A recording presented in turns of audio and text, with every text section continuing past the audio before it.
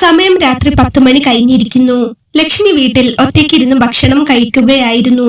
ഭക്ഷണം കഴിച്ചുകൊണ്ടിരിക്കുമ്പോൾ അവളുടെ മുഖത്താകെ ദേഷ്യവും വിഷമവും ഉണ്ടായിരുന്നു. നേരത്തെ വരാമെന്ന് പറയുന്ന ദിവസമൊന്നും നേരത്തെ ഇങ്ങോട്ട് എത്തില്ല. ഇതിലും ഭേദം പറയാതിരിക്കുന്നതാണ്. ഇങ്ങനെ ഒരാളെയാണല്ലോ വർഷങ്ങൾ മനസ്സിൽ കൊണ്ടു നടന്ന് ഞാൻ സ്നേഹിച്ചു കെട്ടിയത്. ലക്ഷ്മിയുടെ മനസ്സിലാകെ ദേഷ്യവും പിണക്കവും വന്ന് നിറയുന്നുണ്ടായിരുന്നു.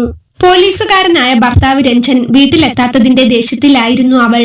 കൊച്ചി നഗരത്തിലെ തിരക്കിനിടയിലും രഞ്ജൻ IPS എല്ലാവർക്കും സഹായിയായ ഒരു പോലീസുകാരനായിരുന്നു.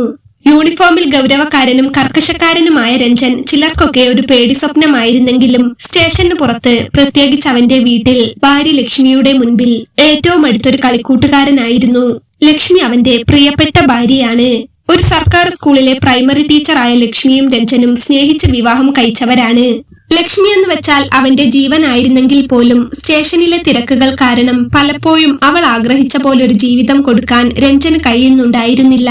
എങ്കിലും അവന്റെ IPS ജോലിക്ക് ഒരു ഉറച്ച പിന്തുണ നൽകിക്കൊണ്ട് ലക്ഷ്മി അവന്റെ ജീവിതത്തെ താങ്ങി നിർത്തുന്നുണ്ടായിരുന്നു. അപ്പോഴാണ് അവളുടെ ഫോണിലേക്ക് രഞ്ജന്റെ ഫോൺ വന്നത്. റിങ് ചെയ്ത പാടെ ലക്ഷ്മി ഫോൺ എടുത്തു. എന്തേ, ഇങ്ങോട്ടേക്ക് വരാൻ പരിപാടിയൊന്നുമില്ലേ? ലക്ഷ്മി കുറച്ച് പിണക്കത്തോടെ അവനോട് ചോദിച്ചു. സോറിഡി മോളെ, ഞാൻ അങ്ങോട്ട് ഇറങ്ങാൻ നിൽക്കുകയായിരുന്നു. പെട്ടെന്നൊരു കോള് വന്നു, അർജന്റാണ്. ഞാൻ ഒന്ന് അവിടെ വരെ പോയി നോക്കിയിട്ട് വേഗം അങ്ങ് വീട്ടിലേക്ക് വന്നേക്കാം. എന്റെ മോള് ഭക്ഷണം കഴിച്ച് കിടക്കാൻ നോക്ക്. ഏട്ടൻ വരാൻ ഇത്തിരി ലേറ്റ് ആവും. കാത്തിരിക്കേണ്ട, കിടന്നുറങ്ങിക്കോ. ഞാൻ വന്ന് വിളിക്കുമ്പോൾ എണീറ്റാൽ മതി. രഞ്ജൻ പറഞ്ഞപ്പോൾ ലക്ഷ്മി മറുപടി ഒന്നും പറഞ്ഞില്ല. ലച്ചു, നീ കേൾക്കുന്നില്ലേ? എന്താ ഒന്നും മിണ്ടാത്തത്? രഞ്ജൻ അപ്പോൾ അവളോട് ചോദിച്ചു. ആ ശരി, എനിക്ക് മിണ്ടാനൊന്നുമില്ല. അവൾ അത് പറഞ്ഞു ഫോൺ വെച്ചു. അവൾ കോൾ കട്ടാക്കി കഴിഞ്ഞപ്പോൾ രഞ്ജന്റെ ചുണ്ടിൽ ഒരു ചിരി പടർന്നു. ദേഷ്യത്തിലാണ്. ഇന്നിനി അങ്ങോട്ട് ചെന്നു കഴിഞ്ഞാൽ എന്റെ കാര്യം എടുക്കാനുണ്ടാകില്ല. അവൻ അത് പറഞ്ഞ് ഒരു നിമിഷം അവളെ കുറിച്ച് ആലോചിച്ചു. രഞ്ജന്റെ ജോലി കാരണം അവരുടെ ജീവിതത്തിന് പ്രത്യേകിച്ചൊരു താളമൊന്നും ഉണ്ടായിരുന്നില്ല.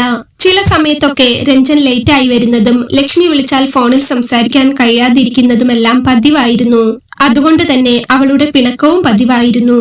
അപ്പുറത്താകെ ദേഷ്യം പിടിച്ച അവൾ ഭക്ഷണം കഴിച്ചുകൊണ്ടിരിക്കുകയായിരുന്ന പ്ലേറ്റ് ദേഷ്യത്തോടെ ഒന്നങ്ങ് നീക്കി വെച്ചു. എന്നും ഞാൻ ഇവിടെ ഒരു കാത്തിരിപ്പുകാരിയാ. മൂപ്പര് തോന്നിയ പോലെയാ വരിക. എന്നിട്ട് ഞാൻ എന്തേലും പറഞ്ഞാൽ പോലീസുകാരന്റെ തിരക്കിനെ കുറിച്ച് പറയും. പിന്നെ ലോകത്ത് വേറെ ആരും ഇല്ലല്ലോ പോലീസായിട്ട്. ഇയാൾ മാത്രമേ ഉള്ളൂവെന്ന വിചാരം. അവൾ ഭക്ഷണത്തിന് മുന്നിലിരുന്ന് എന്തൊക്കെയോ പറഞ്ഞുകൊണ്ടിരുന്നു. പിറ്റേ ദിവസം രാവിലെയോടെയാണ് രഞ്ജൻ വീട്ടിലെത്തുന്നത്. ലക്ഷ്മി അപ്പോൾ സ്കൂളിൽ പോകാനുള്ള തയ്യാറെടുപ്പിലായിരുന്നു. സ്കൂൾ കുട്ടികൾക്ക് കൊടുക്കാനുള്ള ആൻസർ ഷീറ്റ് മടക്കി തന്റെ ബാഗിലേക്ക് വെക്കുമ്പോഴാണ് അവളുടെ അരയിൽ രഞ്ജന്റെ പിടുത്തം വീണത്. സോറി ലച്ചു, നേരത്തെ വരണമെന്ന് കരുതി വരാൻ പറ്റിയില്ല. കുറച്ച് തിരക്കിലായി പോയി. പെട്ടെന്നൊരു അർജന്റ് കേസ് വന്നു. രഞ്ജൻ അവളുടെ കഴുത്തിലേക്ക് ഉമ്മ വെച്ചുകൊണ്ട് പറയുമ്പോൾ അവൾ അവനെ പെട്ടെന്ന് തട്ടി മാറ്റി. മാറി നിൽക്കങ്ങോട്ട്, എനിക്കൊന്നും കേൾക്കണ്ട. വലിയൊരു തിരക്കുകാരൻ. ഫോൺ വിളിച്ചാലൊന്ന് സംസാരിക്കാൻ പോലും സമയമില്ല. ഒരു ഗുഡ് നൈറ്റ് പോലും പറയാൻ സമയം കിട്ടാത്ത ആളാണല്ലോ ലോകത്തിലെ ഒരേ ഒരു പോലീസുകാരൻ. എനിക്ക് കേൾക്കണ്ട. അവൾ പരിഭവത്തോടെ അവനെ തട്ടി മാറ്റിക്കൊണ്ട് അവിടെ നിന്നും മാറി. അവൾ കലിപ്പിലാണെന്ന് രഞ്ജൻ അറിയാമായിരുന്നു. അവൻ ഒന്ന് ചിരിച്ചുകൊണ്ട് അവളുടെ പിറകെ ചെന്നു. എടി മോളെ, നീ ഇന്ന് ലീവ് എടുക്ക്. എനിക്കിന്ന് നല്ല ക്ഷീണം. ഞാൻ ഇന്ന് പോകുന്നില്ല. നമുക്ക് രണ്ടുപേർക്കും കൂടെ കുറച്ച് നല്ല ഭക്ഷണമൊക്കെ ഉണ്ടാക്കി കഴിച്ച് ഒരുമിച്ച് കിടന്നുറങ്ങി ഇന്ന് അങ്ങനെ അങ്ങ് ഉഷാറാക്കാം. എനിക്കും കാണില്ലേ എന്റെ ഭാര്യയുടെ കൂടെ ഇരിക്കണമെന്ന ആഗ്രഹം. നീ ലീവ് വിളിച്ചു പറ, രഞ്ജൻ അവളോട് പറഞ്ഞു. പിന്നെ ഞാൻ ലീവ് എടുക്കുന്നൊന്നുമില്ല. ഞാൻ പറയുമ്പോഴൊന്നും ഏട്ടന് ലീവില്ലല്ലോ. എന്നോട് സംസാരിക്കാൻ നേരവുമില്ല. എനിക്ക് എന്റെ ജോലിക്ക് പോണം. ഫുഡ് ഉണ്ടാക്കി വെച്ചിട്ടുണ്ട്. കഴിക്കുകയോ കിടക്കുകയോ എന്താണെന്ന് വെച്ചാ ചെയ്തോ. ഞാൻ പോവുകയാ. അവൾ പറയുമ്പോഴൊക്കെയും രഞ്ജൻ ചിരിക്കുകയായിരുന്നു. അവൻ യൂണിഫോമിന്റെ ബട്ടൺ ഊരിക്കൊണ്ട് ഒന്നുകൂടെ അവൾക്കരികിലേക്ക് ചെന്നു.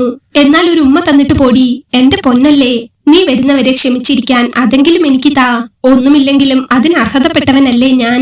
രഞ്ജൻ പറഞ്ഞപ്പോൾ ലക്ഷ്മി അവനെ ഒന്ന് നോക്കി. എന്തർഹത? ഒരു കല്യാണം കഴിച്ച് ഇവിടെ കൊണ്ടിട്ടിട്ട് ഒരു നേരം പോലും എന്നോടൊപ്പം ഇരിക്കാൻ വയ്യ. ഞാനാണ് ഏട്ടൻ ഏറ്റവും വലുതെന്നൊക്കെ ഏട്ടൻ എപ്പോഴും പറയുമെങ്കിലും എനിക്കറിയാം ഏട്ടൻ ഏറ്റവും വലുത് ഏട്ടന്റെ ജോലിയാണ്. ശരിക്കു പറഞ്ഞാൽ ഞാൻ ഏട്ടന്റെ ജീവിതത്തിൽ ആരാ? ഏട്ടന്റെ ലിസ്റ്റിൽ എവിടെയെങ്കിലും ഞാനുണ്ടോ? അതുവരെ തമാശ ആയിരുന്നെങ്കിലും അത് പറയുമ്പോൾ ലക്ഷ്മിയുടെ കണ്ണുകൾ നിറഞ്ഞിരുന്നു. എന്തോ അവളെ അങ്ങനെ വിഷമിച്ചു കണ്ടപ്പോൾ പെട്ടെന്ന് രഞ്ജന്റെ മുഖം മാറി. എന്താ ലച്ചു ഇത്? അവൻ അത് പറഞ്ഞുകൊണ്ട് അവൾക്കരികിലേക്ക് ചെന്നു. ഞാൻ നിന്നെ വേദനിപ്പിക്കാൻ മനഃപൂർവ്വം ശ്രമിക്കുകയാണെന്ന് നിനക്ക് തോന്നുന്നുണ്ടോ? ഓരോ തിരക്ക് കാരണമല്ലേ മോളെ. ഞാൻ നിനക്ക് വേണ്ടിയാണ് ജീവിക്കുന്നതെന്ന് എങ്ങനെയാണ് തെളിയിക്കേണ്ടതെന്ന് എനിക്കറിയില്ല. പക്ഷേ ജോലിയുടെ തിരക്ക് കാരണം പലപ്പോഴും അങ്ങനെ കുടുങ്ങി പോകുന്നതല്ലേ. രഞ്ജൻ അവളെ ആശ്വസിപ്പിക്കാൻ വന്നപ്പോഴേക്കും അവൾ അവളുടെ കണ്ണു തുടച്ച് ബാഗും എടുത്തിട്ട് ഒന്നും പറയാതെ വീട്ടിൽ നിന്നിറങ്ങി. വീടിന്റെ പാർക്കിങ്ങിൽ ചെന്ന് അവളുടെ സ്കൂട്ടറും എടുത്ത് ജോലിക്കായി പോകുമ്പോൾ അവളുടെ മനസ്സ് നിറയെ വിഷമമായിരുന്നു. യൂണിഫോം ഷർട്ട് അഴിച്ചു മാറ്റി വാതിൽക്കൽ അവൾ പോകുന്നതും നോക്കി രഞ്ജൻ ഉണ്ടായിരുന്നു. പോകുമ്പോൾ അവൾ ഒന്ന് തിരിഞ്ഞു നോക്കിയെങ്കിലും രഞ്ജനോട് മറുപടി ഒന്നും പറഞ്ഞില്ല. രഞ്ജൻ അപ്പോഴും അവളെ നോക്കി നിറഞ്ഞ മനസ്സോടെ ചിരിക്കുകയായിരുന്നു. എങ്കിലും അവന്റെ ഉള്ളിലെവിടെയോ ഒരു വിഷമമുണ്ടായിരുന്നു. സ്നേഹിച്ച് വിവാഹം കഴിച്ചവളാണ്. പൊന്നുപോലെ നോക്കാമെന്ന് വാക്ക് പറഞ്ഞിട്ടാണ് അവളെ ജീവിതത്തിലേക്ക് കൂട്ടിയത്. മനസ്സറിഞ്ഞ് സ്നേഹിക്കുന്നുണ്ടെങ്കിലും അവൾ പ്രതീക്ഷിക്കുന്ന പോലെ ഒരു ജീവിതം കൊടുക്കാനോ അവളോടൊപ്പം ഇരിക്കാനോ തനിക്ക് ആവുന്നില്ല. പാവമാണ്, പിണക്കം കാണും. അവൾ പോകുന്നത് അങ്ങ് ദൂരെ വരെ നോക്കി നിന്നു. ശേഷം റൂമിലേക്ക് പോയി. അതേസമയം അന്ന് സ്കൂളിലെത്തിയ ലക്ഷ്മിക്ക് കുട്ടികളെ പഠിപ്പിക്കാൻ കഴിയുന്നേ ഉണ്ടായിരുന്നില്ല. എത്രയൊക്കെ പിണക്കമുണ്ടെങ്കിലും വിഷമമുണ്ടെങ്കിലും രഞ്ജനെ സമാധാനിപ്പിക്കാതെ ഇതുവരെ വീട്ടിൽ നിന്നിറങ്ങി പോന്നിട്ടില്ല. അതുകൊണ്ട് തന്നെ ആദ്യത്തെ പീരീഡ് ക്ലാസ് എടുക്കാൻ കയറിയെങ്കിലും ക്ലാസ്സിൽ ശ്രദ്ധിക്കാൻ പറ്റാതെ വന്നപ്പോൾ അവൾ തലവേദനയാണെന്ന് പറഞ്ഞ് ലീവ് എഴുതി കൊടുത്ത് സ്കൂളിൽ നിന്നും തിരിച്ചു പോന്നു. അവൾ തിരികെ വീടിന്റെ ഗേറ്റിലെത്തുമ്പോൾ വീട്ടിൽ നിന്നിറങ്ങി പോകുന്ന പ്രായമായ രണ്ടാളുകളെ കണ്ടു. വെള്ള മുണ്ടും ഷർട്ടും ധരിച്ച ഒരച്ഛനും അതേപോലെ തന്നെ വെള്ള മുണ്ടും ബ്ലൗസും ധരിച്ച പ്രായമായ ഒരമ്മയും. അവർ തന്റെ വീട്ടിൽ നിന്നിറങ്ങി പോകുന്നത് കണ്ടപ്പോൾ ലക്ഷ്മി അവരെ ഒന്ന് നോക്കി. ലക്ഷ്മിയുടെ സ്കൂട്ടർ ഗേറ്റ് കടന്ന് അകത്തേക്ക് കയറുന്നത് കണ്ടപ്പോൾ അവർ ലക്ഷ്മിയെ ഒന്ന് തിരിഞ്ഞു നോക്കി. തിരികെ വീട്ടിലെത്തിയ ലക്ഷ്മി സ്കൂട്ടർ നിർത്തി കോളിംഗ് ബെൽ അടിക്കാൻ പോകുമ്പോൾ തന്നെ തിരിഞ്ഞു നോക്കുന്ന അവരെ കണ്ടു. ലക്ഷ്മി അപ്പോൾ അവരോടൊന്ന് ചിരിച്ചു. അവരപ്പോൾ വേഗത്തിൽ ലക്ഷ്മിക്കരികിലേക്ക് വന്നു. ഒരു നിമിഷം ആരാണെന്ന് മനസ്സിലാകാതെ ലക്ഷ്മി അവിടെ നിന്നു. രഞ്ജൻ സാറിന്റെ ഭാര്യയാണല്ലേ? ആ അമ്മ അപ്പോൾ സന്തോഷത്തോടെ ലക്ഷ്മിയോട് ചോദിച്ചു. അതെ, ആരാ മനസ്സിലായില്ല? ലക്ഷ്മി അവരോട് പറഞ്ഞു. ആരുമല്ല, കുഞ്ഞിന് ഞങ്ങളെ അറിയാൻ വഴിയില്ല. ഇന്നലെ രാത്രി വീടിനടുത്തുള്ളവരുമായി ഒരു അതിർത്തി തർക്കത്തിന്റെ പ്രശ്നം വന്നു. ആകെ 2 സെന്റ് സ്ഥലമേ ഞങ്ങൾക്കുള്ളൂ കുഞ്ഞെ. അതിൽ തന്നെ മറ്റുള്ളവര് വേലി കെട്ടിവെച്ചിരിക്കുകയാണ്. അടുത്തുള്ളവരുടെ സ്ഥലമാണ് അതെന്ന് പറഞ്ഞ് അവരെന്നും ഞങ്ങളോട് വഴക്കാണ്. ഇന്നലെ രാത്രി അവരുടെ മോൻ മദ്യപിച്ച് ബോധമില്ലാതെ വന്ന് ഞങ്ങളുമായി വഴക്കുണ്ടാക്കി. അച്ഛനെ പിടിച്ചു തല്ലുകയും എന്നെ ഉപദ്രവിക്കാൻ നോക്കുകയും ചെയ്തപ്പോഴാണ് ഞങ്ങൾ സ്റ്റേഷനിലേക്ക് വിളിക്കുന്നത്. വിളിച്ച അപ്പോൾ തന്നെ രഞ്ജൻ സാർ ഓടി വരികയായിരുന്നു. സാറ് വന്ന് ഇടപെട്ടില്ലായിരുന്നെങ്കിൽ ആ പയ്യൻ ചിലപ്പോൾ ഞങ്ങളെ ബാക്കി വെക്കില്ലായിരുന്നു. ധാരാളം പ്രശ്നം അവർ ഞങ്ങളോട് ഉണ്ടാക്കിയിട്ടുണ്ടെങ്കിലും ഇന്ന് വരെ ഞങ്ങൾ എവിടെയും പരാതിപ്പെട്ടിട്ടില്ല. ഇന്നലെ ആദ്യമായിട്ടാണ് സ്റ്റേഷനിൽ വിളിച്ചു പറയുന്നത്. രാത്രി തന്നെ സാറ് വന്ന് ഇടപെട്ടതുകൊണ്ട് അവർക്ക് ചെറിയൊരു പേടി തട്ടിയെന്ന് തോന്നുന്നു. ഇന്ന് നേരം വെളുത്തിട്ട് ഞങ്ങളോട് വഴക്കിടാനൊന്നും വന്നിട്ടില്ല. ആ പയ്യന്റെ ബൈക്കും ആ വീട്ടിലെ പഴയ സാധനങ്ങളുമെല്ലാം ഞങ്ങളുടെ പറമ്പിലേക്ക് ചേർത്താ വെച്ചിരുന്നത്. സാർ ഇന്നലെ വന്നു പോയ ശേഷം രാവിലെ തന്നെ അവരതെല്ലാം എടുത്തു മാറ്റി. സാർ വന്നു പോയ ശേഷം ശരിക്കും പേടിച്ചിട്ടുണ്ട്. അല്ലെങ്കിൽ രാവിലെ എണീറ്റ് വരുമ്പോൾ അവരുടെ വഴക്ക് കേട്ടുകൊണ്ടാണ് ഞങ്ങളുടെ ഒരു ദിവസം തുടങ്ങുന്നത്. ശരിക്കു പറഞ്ഞാൽ ഇന്നാണൊന്ന് സമാധാനത്തോടെ ഉറങ്ങി ഉണരാൻ കഴിഞ്ഞത്. സാറിനെ കണ്ടൊന്ന് നന്ദി പറയാൻ വന്നതായിരുന്നു. സ്റ്റേഷനിൽ ചെന്നപ്പോൾ അവിടെ ഇല്ലെന്ന് പറഞ്ഞു. അപ്പോൾ ഇവിടെ വന്നൊന്ന് പറയണമെന്ന് തോന്നി. കണ്ടു, പറഞ്ഞു, പോവുകയാണ്. സാറിന് പുണ്യം കിട്ടും. എന്നും ഞങ്ങളുടെ അനുഗ്രഹം ഉണ്ടാകും. ആരുമില്ലാത്ത ഞങ്ങൾക്ക് ഒരു മോനെ പോലെ ഓടി വന്നതാ ഇന്നലെ രഞ്ജൻ സാറ്. മറക്കില്ല മോളെ, എന്നും ഞങ്ങളുടെ അനുഗ്രഹം ഉണ്ടാകും. അച്ഛൻ കണ്ണു നിറഞ്ഞുകൊണ്ട് അത് പറയുമ്പോൾ ലക്ഷ്മി അവരെ തന്നെ നോക്കി നിൽക്കുകയായിരുന്നു. മോളെ ഇന്നലെ രാത്രി ഇവിടെ ഒറ്റയ്ക്കാക്കിയിട്ടാണ് വന്നതെന്ന് സാർ പറയുന്നത് കേട്ടിരുന്നു. സാർ അപ്പോൾ വന്നതുകൊണ്ടാ ഞങ്ങൾ ഇപ്പോൾ ഇങ്ങനെ ജീവനോടെ നിൽക്കുന്നത്. എന്നും ദൈവാനുഗ്രഹം ഉണ്ടാകും, ദൈവം തുണയുണ്ടാകും. അത് പറഞ്ഞ് ആ അച്ഛൻ ലക്ഷ്മിയുടെ തലയ്ക്ക് നേരെ കൈ നീട്ടിയപ്പോൾ ഒരു നിമിഷം ലക്ഷ്മിക്ക് എന്തോ പോലെ തോന്നി. അത്രയും മനസ്സിൽ തട്ടിയാണ് അവർ അത് പറയുന്നതെന്ന് ലക്ഷ്മിക്ക് അറിയാമായിരുന്നു. അവൾ അപ്പോൾ അവരെ നോക്കി മനസ്സ് തുറന്നൊന്ന് ചിരിച്ചു. വരട്ടെ കുഞ്ഞെ, ആ അമ്മ അവളെ നോക്കി സ്നേഹത്തോടെ പറഞ്ഞു. ശരി. അവരുടെ സംസാരവും പെരുമാറ്റവും ഒക്കെ കണ്ടപ്പോൾ ലക്ഷ്മിയുടെ മനസ്സിലും ആകെ സന്തോഷം തോന്നി. ദൂരെ നിന്നും വരികയാണെങ്കിൽ വെള്ളം വല്ലതും കുടിച്ചിട്ട് പോകാം, ലക്ഷ്മി അപ്പോൾ അവരോട് പറഞ്ഞു. കാര്യം പുറമെ രഞ്ജനോട് ദേഷ്യവും പിണക്കവും ഒക്കെ കാണിക്കുമെങ്കിലും ലക്ഷ്മിയുടെ മനസ്സും വളരെ നല്ലതായിരുന്നു. ചെറിയവരെന്നോ വലിയവരെന്നോ വ്യത്യാസം അവൾക്കുമില്ലായിരുന്നു. വെള്ളം കുടിച്ചിരുന്നു, വീട്ടിലെ ജോലിക്കാരി തന്നിരുന്നു. വരട്ടെ.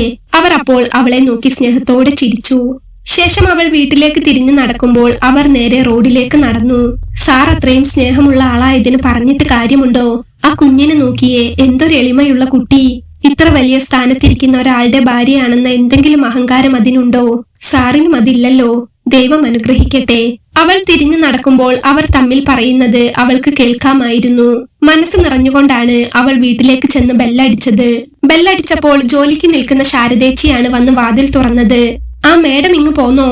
ശാരദേച്ചി ലക്ഷ്മിയോട് ചോദിച്ചു. പോന്നു, ചെറിയൊരു തലവേദന ശാരദേച്ചി. അവൾ അത് പറഞ്ഞ് വേഗം അകത്തേക്ക് കയറി. ചായ എന്തെങ്കിലും വേണോ കുഞ്ഞേ? അകത്തേക്ക് കയറുമ്പോൾ ശാരദേച്ചി അവളോട് ചോദിച്ചു. ഇപ്പൊ വേണ്ട, കുറച്ചു കഴിഞ്ഞിട്ട് ചോറ് കഴിക്കാം. അവൾ അതും പറഞ്ഞ് റൂമിലേക്ക് കയറി. ലക്ഷ്മി റൂമിലെത്തിയപ്പോൾ രഞ്ജൻ യൂണിഫോം എല്ലാം മാറ്റി കട്ടിലിൽ അങ്ങനെ കിടക്കുകയായിരുന്നു. ലക്ഷ്മി വാതിൽ കുറ്റിയിട്ട് അവന്റെ പിറകിലൂടെ ചെന്ന് അവനോട് ചേർന്ന് കിടന്ന് അവന്റെ കവിളിൽ ഒരു ഉമ്മ കൊടുത്തു. പെട്ടെന്ന് അവളുടെ സാമീപ്യം അറിഞ്ഞതും രഞ്ജൻ ഒന്ന് തിരിഞ്ഞു നോക്കി. ഏയ് മേഡം പോയിട്ട് വന്നോ? അവൻ ഒരു കുറുമ്പോടെ അവളോട് ചോദിച്ചു.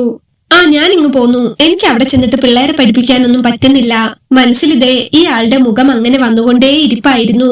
പിന്നെ എങ്ങനെ പിള്ളേരെ പഠിപ്പിക്കാനാ? അവൾ അവനോട് ചേർന്ന് കിടന്ന് ചോദിച്ചപ്പോൾ വിക്രം അവളെ ഒന്ന് നന്നായി നോക്കി. അതല്ലേ പെണ്ണെ ഞാൻ നിന്നോട് പറഞ്ഞത് ചാടിത്തുള്ളി പോകണ്ടെന്ന്. നിനക്ക് ഇവിടെ എന്റെ അടുത്ത് ഇങ്ങനെ കിടന്നാ പോരായിരുന്നോ? അവൻ അത് പറഞ്ഞ് അവന്റെ കയ്യിലിട്ട് അവളെ ഒന്ന് മുറുക്കി. അയ്യടാ, നല്ല ആളാ. ഇപ്പോൾ ഫ്രീ ആയപ്പോഴല്ലേ കൂടെ കിടക്കാൻ എന്നെ ആവശ്യം, അല്ലാത്തപ്പോൾ എന്നെ വേണ്ടല്ലോ. അവൾ ഒരു പിണക്കം പോലെ അവനോട് പറഞ്ഞു. ആര് പറഞ്ഞു വേണ്ടെന്ന്? എല്ലായ്പ്പോഴും വേണം. പിന്നെ തിരക്കിനിടയിൽ പറ്റാത്തോണ്ടല്ലേ. എല്ലാ സമയവും എന്റെ ഭാര്യയെ കൊഞ്ചിക്കണമെന്ന് പറഞ്ഞ് IPS കാരനായ എനിക്ക് വീട്ടിലിരിക്കാൻ പറ്റുമോടി? അത് നീ ഒന്ന് മനസ്സിലാക്കണ്ടേ? അവൻ അവളുടെ കവിളിൽ പതിയെ ഒന്ന് പിടിച്ചു. ലക്ഷ്മി അപ്പോൾ അവനെ നോക്കി ഒന്ന് ചിരിച്ചു. ചിരിക്കുന്നുണ്ടല്ലോ, പിണക്കമൊക്കെ മാറിയോ? രഞ്ജൻ ഒന്നുകൂടെ അവളെ തന്നെ നോക്കി. പിണക്കം മാറാതെ പിന്നെ ഇന്ന് ലീവാണോ അതോ ലീവ് ആക്കിയതാണോ? അവൾ അവനോട് ചോദിച്ചു. അതെ, എന്തോ ഒരു വയ്യായിക പോലെയുണ്ട്, രഞ്ജൻ പറഞ്ഞു. എന്തു പറ്റി? പനിയാണോ? അവൾ അവന്റെ കഴുത്തിൽ തൊട്ടു നോക്കി. പനിയൊന്നുമില്ലടി, ചെറിയൊരു മേൽവേദന, ക്ഷീണം, അങ്ങനെ കുറച്ചു നേരം കിടന്നു.